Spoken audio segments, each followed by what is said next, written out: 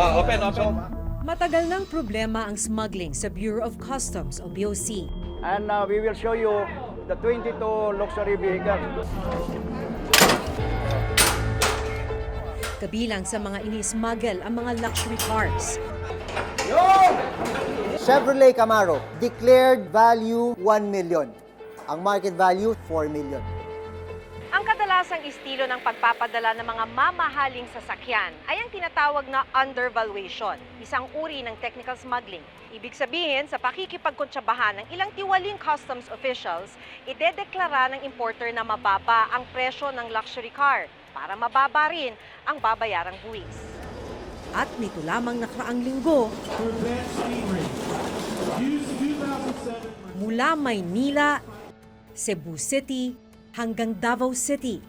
Sabay-sabay winasak ang 30 smuggled luxury vehicle nung nakaraang linggo.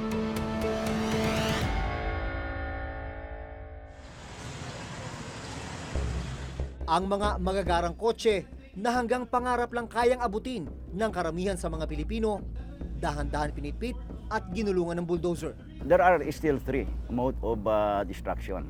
Yung auction, donation, or destruction. Kami ang magdedetermine. In this case, for the luxury vehicles, it was the President. Parang nilamutak na lata ang mga kotse gaya ng BMW, Mercedes-Benz at Corvette. Sinaksihan ito ni Pangulong Rodrigo Duterte na siyang nag-utos na sirain ng mga luxury car at wag nang ipasubasta. Wasan po all magbanay. Wala. Ito raw ay para turuan ng leksyon ang mga smuggler. This time they know that the administration is decided to put a stop to this smuggling of luxury vehicles. Medyo may kaluwagan yung ating mga proseso rito, lalo na kung makahanap sila ng mga magpapacilitate ng kanilang shipment.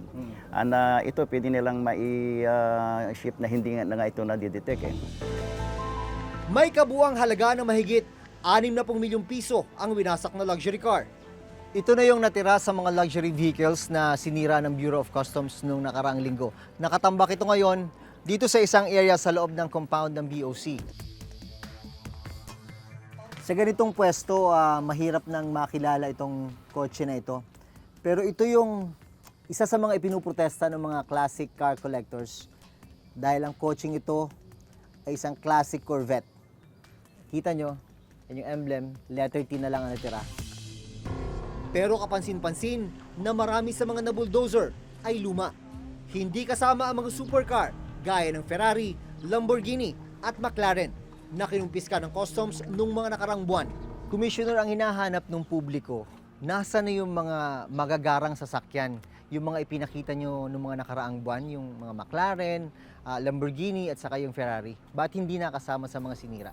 May mga luxury vehicles pa undergoing litigations. And then in the due process, yung mga lawyers, pag may schedule na, they ask for postponement for reasons na hindi pwedeng i-deny. But we are doing something about that para hindi na talaga magtagal yung mga yan. Para patunayan, nahawak pa rin ng customs ang mga sports car. Ipinakita muli ang 22 supercar at luxury vehicle nitong Martes o isang linggo makaraan ng ginawang condemnation. And we will show you the 22 luxury vehicles. Para yung mga doubts na wala na rito, will once and for all, ma-settle na yon. It's all here. 12 container na naglalaman ng mga supercar ang ipiresenta sa media. Isa na rito, itong pulang Lamborghini na may estimated value na mahigit 8 milyong piso. Itong Lamborghini na sports car, isa ito sa mga 22 na supercars na nakumpiska ng Bureau of Customs. Mga 60 days ang tinataya nila. After 60 days ng legal process, maaari na rin daw maisama sa condemnation o pagsira ang Lamborghini na ito. Sa kabuang estimated market value ng mga sasakyan na nandito ngayon sa Manila International Container Port, umaabot sa mahigit 133 million pesos. Itong Land Cruiser, ang declared value nito ng importer ay nasa 1.7 million pesos. Pero napag-alaman ng customs na ang market value nito, 5 million. Ito ay Range Rover, dineclare ng importer sa halagang 1.5 million pesos. Pero ang market value pala nito, nasa 8.5 million. So ang laki talaga ng diferensya. Ang Chevrolet Camaro, declared value 1 million. Ang market value, sabi ng customs, 4 million. Sa ngayon, wala pang lumulutang na taong sangkot sa smuggling ng luxury car. Sino po ba yung mga taong nasa likod nitong pag-smuggle itong mga luxury vehicles na to? Not yet. Wala pa. Ito kasi, ito na yung inabutan ko eh. Yeah. I'm just 5 months. Pati itong mga inabutan ko, kasama talaga yan, masinsinang investigasyon sa mga kung paano ginawa yan at saka kung sino-sino yung mga people behind it. But immediately, yung mga accreditation ng mga nagparating yan, mga brokers will be revoked. Base sa mga nakakalulang presyo ng mga kumpiskadong sasakyan, malaki rin ang kikitain ng gobyerno kapag ipinasubasta ang mga ito kaysa wasakin. Pero naniniwala ang customs na mababawi rin ito kapag natuto na ang mga car smuggler. Kung ipapasubasta naman, malamang babalik rin daw sa mga smuggler ang gusto nilang ipuslit na sasakyan. Commissioner, bakit hindi nyo na lang ayusin muna yung proseso ng pagsubasta o yung pag-auction bago sirain itong mga luxury vehicles na to? Yung mga tao, for example, yung accreditation, committee ng accreditation na yan, it's composed of human beings. Then, human beings as they are also subject to temptation. Vulnerable na. Yeah, vulnerable din. So, and anyway, that is just my yung assessment ko. Ilang customs insider ang nakausap ko. Nakiusap lang sila na walang kamera. Madumi raw talaga ang sistema ng subasta sa customs ng mga kumpiskadong kontrabando. Tadtad daw ng suhulan at dayaan. Kapag may auction, kakausapin daw ng interesadong bidder ang mga taga-customs na may hawak sa subasta para malinis ang takbo ng proseso. Kakausapin din niya ang iba pang rehistradong bidder sa customs para naman sumali. Ang interesadong bidder ang magbibigay ng pinakamataas na bid.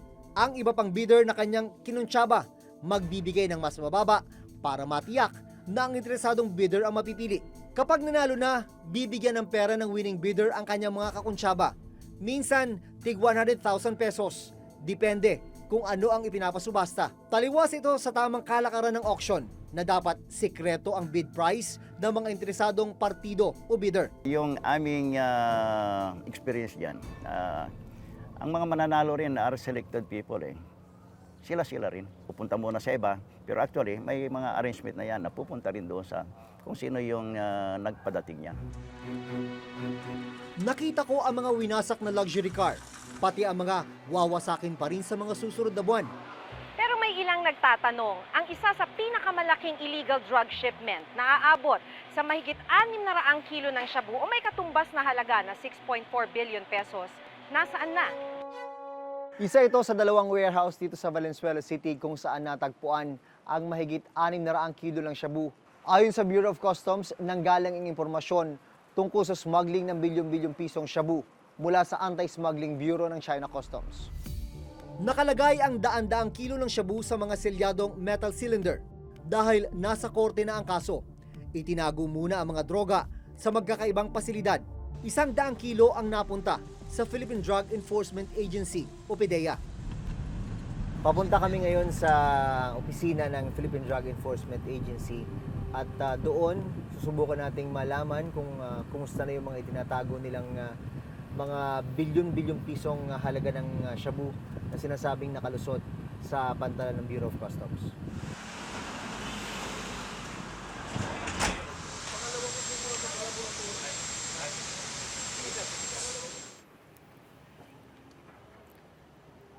Pinayagan na akong makapasok ngayon dito sa Philippine Drug Enforcement Agency compound at mapuntahan yung laboratory building para makita yung lugar kung saan itinatago yung mahigit 100 kilo ng shabu, bahagi ng shabu shipment mula sa China.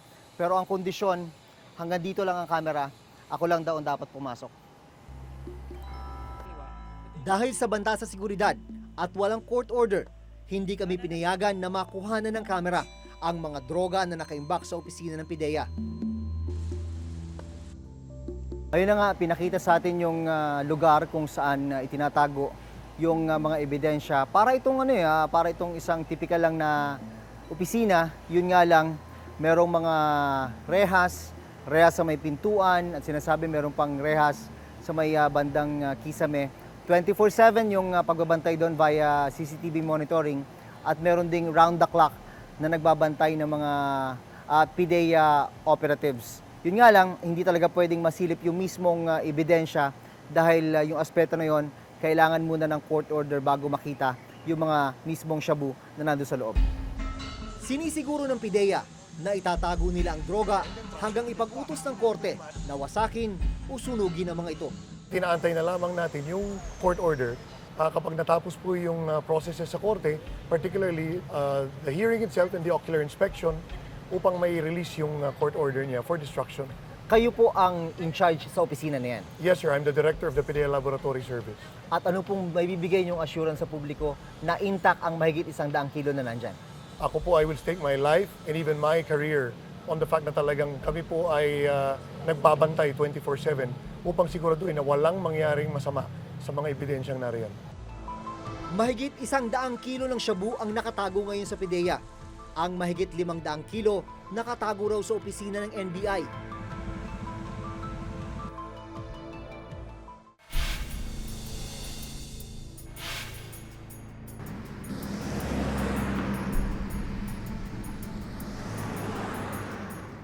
Naging kontrobersyal ang pagpasok sa bansa ng 6.4 billion pesos na shabu mula China. Sinubukan ng Reporter's Notebook na hanapin kung saan nakatago ang nakumpiskang droga. Una naming pinuntahan ng PIDEA at sinabi nilang hawak pa rin nila ang 100 kilo ng shabu. Ang mahigit 500 kilo ng shabu ay nasa kustodiya naman ngayon ng National Bureau of Investigation o NBI. They agreed that the 500 6 kilos will be sa NBI and then the 100 kilos will be sa PIDEA. Siniguro rin sa aming team ni Attorney Galicia na walang labis at walang kulang ang shabu na nasa crime lab ng NBI. The NBI has been a very secured place. I think this is one of the most secured places in the country right now because of the security measures that we are adopting. Pero kailangan daw maghintay ng PIDEA at NBI ng court order na pwede nang sunugin ang drug shipment. Ito ang mga investigasyon ay nagdulot ng... Minsan nang pinuna sa isang pagdinig sa Senado kung bakit hindi pa rin sinisira ang mga nakumpiskang droga. Pero ang mas malaking tanong, masira man ang mga kontrabando, napanagot naman ba ang mga taong sangkot sa smuggling? Sa nangyaring pagpuslit ng 6.4 billion pesos na shabu, sinampahan ng Department of Justice o DOJ ng kasong paglabag sa Comprehensive Dangerous Drugs Act of 2002. Ang may-ari ng Hongfei Logistics na si Chen Julong o Richard Tan, ang itiniturong middleman na si Kenneth Dong, customs fixer na si Mark Ruben Taguba II, ang may-ari ng EMT Trading na ginamit daw na consignee para mailusot ang droga na si Erin May Tatad, at iba pa. The courts have already issued warrants of arrest for Mr. Kenneth Dong and the rest of the accused. So I tried to tell him, anong planon mo? Because we will assist you sa pag-surrender. May inaantay pa kasi kaming motion for reconsideration sa DOJ and I think he's hopeful na ma-reverse pa. Nito lamang Enero 2018, sumuko sa NBI si Mark Taguba.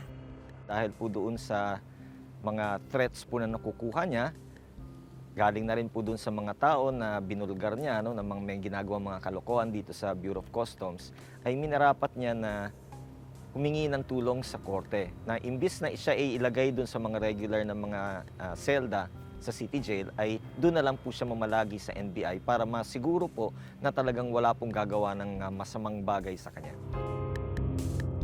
Positibo ang kampo ni Taguba na mababasura ang kasong isinampa laban sa kanya.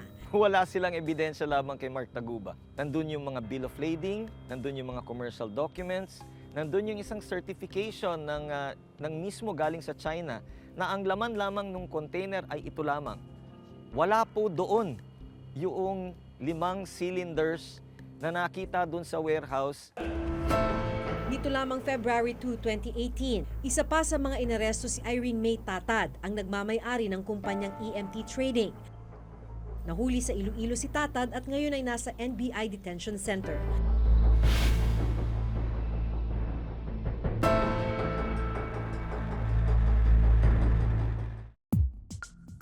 Pero kapansin-pansin na walang opisyal ng customs ang kasama sa mga kinasuhan. Nangyari ang pagpuslit ng bilyong pisong halaga ng droga sa ilalim ng pamumuno ni dating Commissioner Nicanor Faeldon.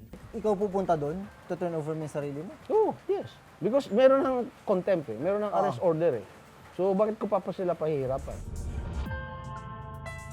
Una siyang idinitain sa Senado noong September 2017 matapos tumangging humarap sa investigasyon ng 6.4 billion peso drug shipment. You've been telling the public that I do not want to participate. Be ready to take this man. I'm ready, Your Honor. I know you're ready. I know you're ready, and I'm glad you're doing this. Do not pretend that I do not want to participate. I've told you this since September 11 when I choose not to face you told here me? because, Your Honor, with your respect to you, I do not believe. You're out of line. You're- You wait for a question to be asked and you may answer. Dito lamang January 30, 2018, ipinag-utos ng Senado na ilipat siya sa Pasay City Jail matapos ang mainit nilang sagutan ni Senador Richard Gordon sa Senado.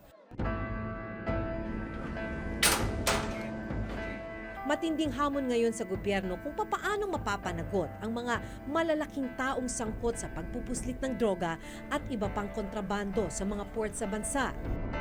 Ultimately talaga, how to break the deeply rooted system of corruption will be the challenge still remaining on the shoulders of the Commissioner of Customs. Pinasa na yung batas na updating the Customs Modernization Law. No? So yung batas natin na bago na. Ang kailangan na lang talagang i-pursue is automation. Remove human discretion as much as we can. Para yung opportunities na nag-exercise sila ng discretion ay matanggal. Kasi yun naman yung pinaka-root ng corruption doon. Ayon kay Customs Commissioner La Peña, seryoso ang ahensya na labanan ng korupsyon at katiwalian. Katunayan, sa unang 3 buwan pa lang niya bilang pinuno ng BOC, halos 200 na ang nabigyan ng sanction o parusa gaya ng suspension at 25 na ang natanggal dahil sa katiwalian. Gano'n na kayo kalapit o kalayo dun sa objective na linisin ang inyong ahensya? Well, we have done so much, but so much more has to be done. But I think it will suffice enough for now that the revenue collection indicates that there is much improvement. We are collecting revenue that are all-time high in the history of the Bureau. That's why the instruction of the President to me is stop corruption and increase revenue collection.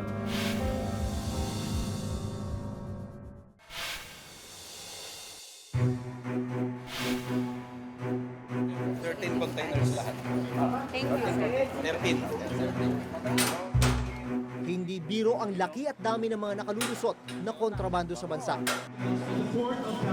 Bukod sa pagwasak at pagsira sa mga kontrabando, malaking hamon sa gobyerno na malinis ang hanay ng Bureau of Customs at ang masigurong mapanagot ang sinumang sangkot sa iligal na kalakaran.